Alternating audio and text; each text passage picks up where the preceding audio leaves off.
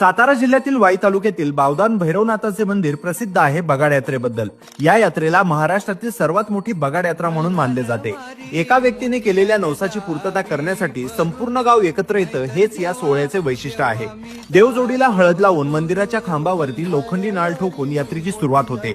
होळी पौर्णिमेच्या दिवशी देवासमोर कौल लावून बगाड्या ठरवला जातो। धुलीवंदना दिवशी बगाड तयार करण्यास सुरुवात होते। चतुर्थीला दुपारी श्रींचा विवाह संपन्न होऊन रात्री शाही छबिना निघतो। रंगपंचमीला बगाड्याला सोमेश्वर येथे कृष्णा नदी स्नान करून नदीची पूजा केल्यानंतर त्याला पारंपरिक पोशाख चढवून बगाड्याला टांगले जाते आणि बगाडाचे 5 वेढे मारले जातात आणि इथून सुरू होतो बगाडाचा थरार।